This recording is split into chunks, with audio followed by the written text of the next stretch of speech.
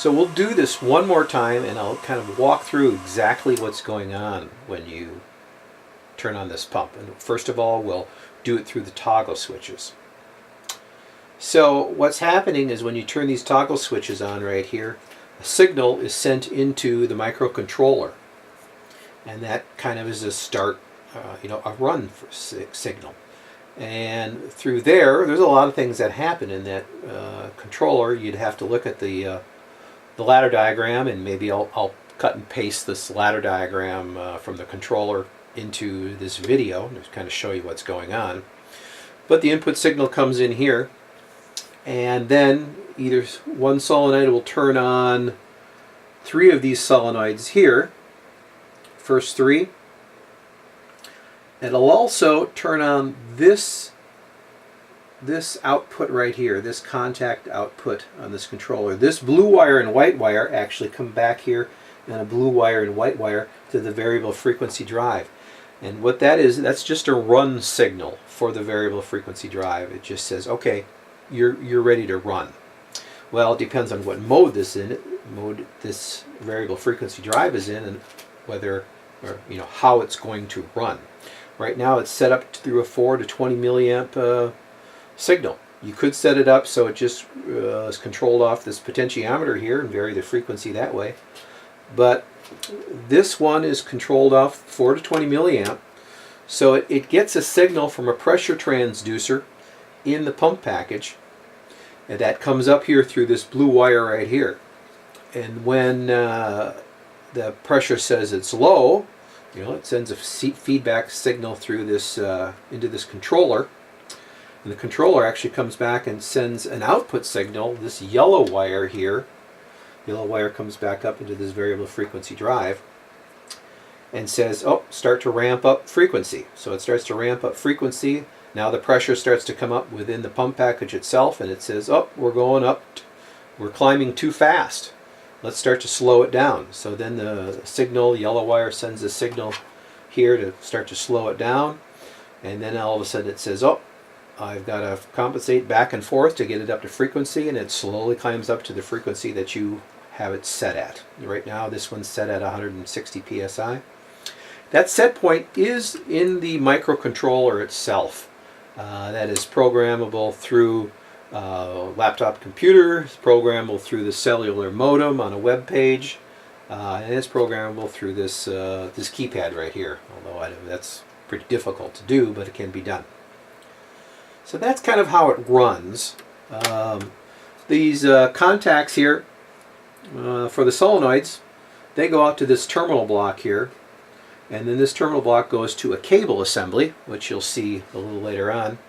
That cable assembly is what goes to the pump package to turn on the solenoids.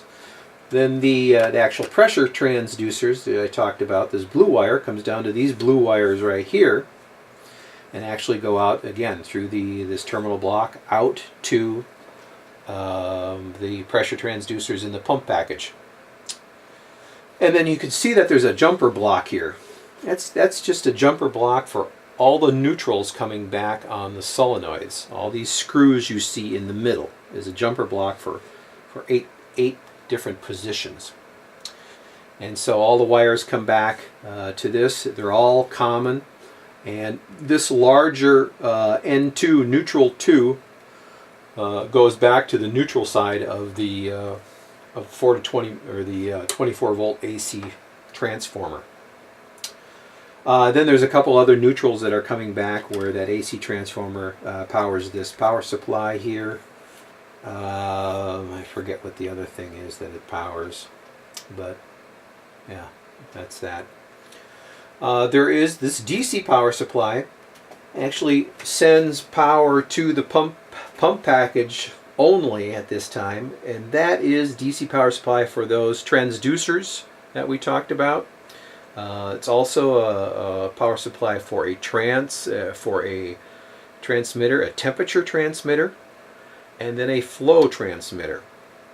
So DC power goes out to the pump package and supplies these transmitters. and comes back on these wires here. All these wires pass this ground connection here, and this ground is a shield connection. All the wires passed here are signal wires and power wires from this panel to the pump package and then back again. The actual first two here after the green shield wire is the 24 volts DC itself. You can see there's quite a few white wires on there, and those are the negatives that go back to the negative of the power supply. And then the blue wires are 24 volts DC. And they go out and then they distribute into the pump package to different points, and then everything comes back here. You can see that this brown wire here, this red wire, are these two green wires here. They actually come back and they're 0 to 10 volts DC that goes into the microcontroller that gives us temperature of the pump panel and gives us the flow from the flow meter.